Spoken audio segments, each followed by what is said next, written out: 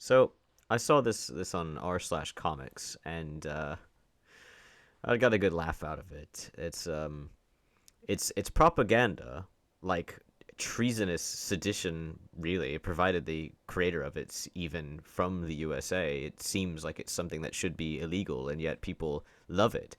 I often wonder how many people on Reddit are even from the USA to begin with. And then I'm not talking about the bots, obviously the bots, but a lot of people use Reddit from all over the world, and all they see is American politics, which is why they know that America is the worst place ever, because they, unlike me, cannot look out their window and see that there is not nuclear explosions happening off in the distance. It is actually just business as usual, with the sole exception of wherever the protesters are turning into a war zone, which is, kind of all you see on Reddit. And that's sort of my big issue with it. So, as you can see, this is as of 8 hours prior to this, prior to the screenshot anyway, I took it earlier, an r/comics thread, which has 86,000 upvotes.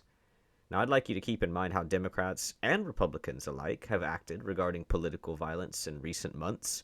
Both have been pettier than need be, but this right here, the corruption of Reddit, this is why I even made a YouTube channel.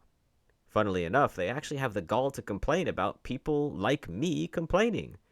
This is the classic thread where it says, it's just someone saying, well, I'm sick of people making threads complaining about this game.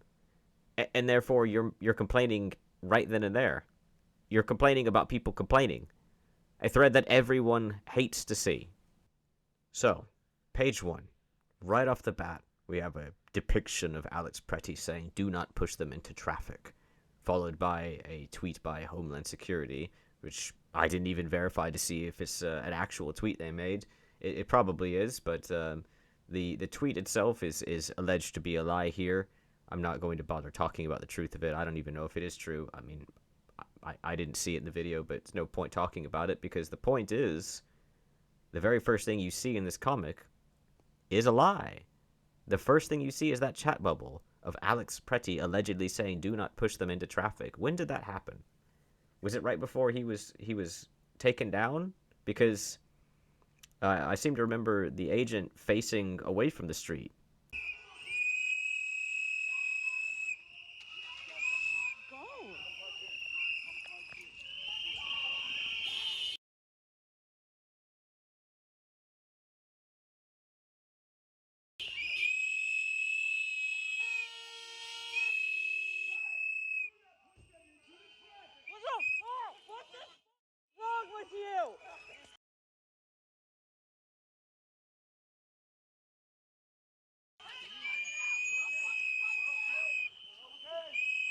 Right? Preddy was standing in the street, then he walked over to his left onto the sidewalk, and then the agent followed him, tried to approach someone he was near, and he intercepted ICE, right? So it's a physical impossibility for ICE to have pushed someone into the street from that angle, because ICE's back was to the street, and in front of ICE was the sidewalk and a building. So what is this chat bubble? It's just a fabrication, isn't it? To make him seem like a victim. To make him seem like he was trying to stop ICE from pushing innocent civilians into the street to be run over. Are you allowed to make such allegations against the federal government? And another lie here. On page 2, we're already 2 for 2 here. They're claiming that the government has stated and actively punishes people for recording, which is a lie. There's probably hundreds of thousands of videos of ICE at this point. They do warn people about impeding, and impeding has always been a crime. The thing is, they need to warn people about impeding because people, influencers, celebrities, police, politicians, comics, for instance, actively encourage civilians to impede federal agents. Now, this is just miserable. First of all, that's page number 3 and lie number 3. He did resist. He fought back. There's video evidence. He didn't need to get down on his knees and tuck his arms in and turtle. He deliberately resisted arrest. Secondly, this drawing is propaganda against the government, and yet it's based on a real-world picture, and the real-world picture was also an attack on the government. His body was still warm, and the Democrats reappropriated his death as an attack against the government. Their own government, again, in defense of illegal invaders in the country. An attack that meant the government must always be passive towards everyone, because Democrats, as ever, word everything in the most pitiable, pathetic way possible. Putting aside the claim that tear gas is some inhumane thing, despite it very explicitly being a humane way to deal with rioters, page 4 counts lie number 4, claiming ICE isn't law enforcement. The comic's creator is incensing you to resist arrest. Just like Pretty, just like Good, the creator is telling you that they, ICE, are trying to kill you in order to incentivize you into attacking them. Will you do it? We finally have a page without a complete lie. It's true that the right wings, the federal government's responses regarding ICE have been embarrassing and poorly worded, not to mention knee-jerk. They instantaneously double down as if they can't do wrong, and that is a problem. It's a problem that civilians on the left and right also carry over into their ideology. Just as much as the comic's creator, who is incapable of acting without insult, as they have leaned into this Ice Barbie moniker, just as they have accidentally had her pointing the gun at the agent, who has a badge with poop written on it, just to give you some insight into the average r/comic user's mental age. People have leaned in too heavily into these fictional narratives that they have, as if their side cannot do any wrong. Grow up. Page 6 is a bit of a trip. Bizarrely, this depicts a pigman, an orc of some kind. As this was seen on r/comics, and Orwell's Animal Farm is a recurring front page post on Reddit by karma farmers, I'm going to assume that it's a reference to that. The thing is, Animal Farm is a critique of Russia, and Democrats, they keep suggesting that Republicans are from Germany, right? But specifically 1930s and 40s Germany. Funnily enough, it's Reddit that's massively astroturfed by Russian and Chinese bots, which is why leftists were defending the so-called kidnapping of a 63-year-old dictator, aka Maduro, who's, not really a great guy, but for some reason their hatred for Trump meant that they were going to defend a dictator from Venezuela. So who's the totalitarian fascist? The person attacking the government and defending other dictators while spreading communist propaganda? Or Mr. Orc here? I mean, I don't think I have a problem with Mr. Orc. I wouldn't want to sit across from him at a restaurant, but other than that... Finally, on page 7, I can praise this comic for once. An outstanding depiction of Kirsch. Now, I've always thought she would hold the gun like this, too. Women. By the way, who would go out into an extremely high-tension scenario where people are actively hunting down and threatening federal agents whilst having a gun? Do you also go hiking whilst covered in honey? It is a weird thing to do. Definitely not one conducive to good health. You can protest peacefully, right? Why would you need a gun? You need the gun to protect yourself? You're surrounded by federal agents, though. Who are you protecting yourself from? What, you're worried they're not going to protect you? All those agents out there with guns and your life is in danger? So you need to bring a gun? Is this really a question you're asking? Because I'm asking it sarcastically. God. Page 8. Page 8 is loaded and I could talk about it for an hour, but I'm going to condense it down into a couple minutes. So, a legal observer, it's just a lie that they say. Well, quit hitting yourself, quit hitting yourself. It's basically like that. A legal observer. They just say legal observer as if, well, if you say it, it's true. It's not always true, though. A lot of these people aren't legal observers. And the second blurb here, so we're saying paid agitators aren't a real thing now? And why is that? Because Democrats wouldn't do something like that. Is that it? I noticed the background. Democrats said that they wouldn't do anything like January 6th either. They said it many, many times. Even before Trump was elected, they were saying that. I guess this isn't a picture of them smiling as they throw snowballs and whatever else at ICE, right? Which they've been doing for how many months now? I mean, that guy in the hat is licking his lips. Literally. I bet his heart is full of kind thoughts because of how progressive he is. Don't you think? They certainly wouldn't set up private chats, Telegram, signal groups, whatever, even just public websites to dox and track the agents, would they? I mean, that's illegal. And they certainly wouldn't stalk them around and harass them for months. And they certainly wouldn't spam threatening posts on social media, reaching tens of millions and hitting the front page of Reddit repeatedly, as this is something they've repeatedly posted, where they claim Republicans are generally men, and men are fascists, and fascists aren't real people, and therefore it's okay to murder them. Right? Democrats would never do any of those things, because they aren't massive hypocrites, right? Right?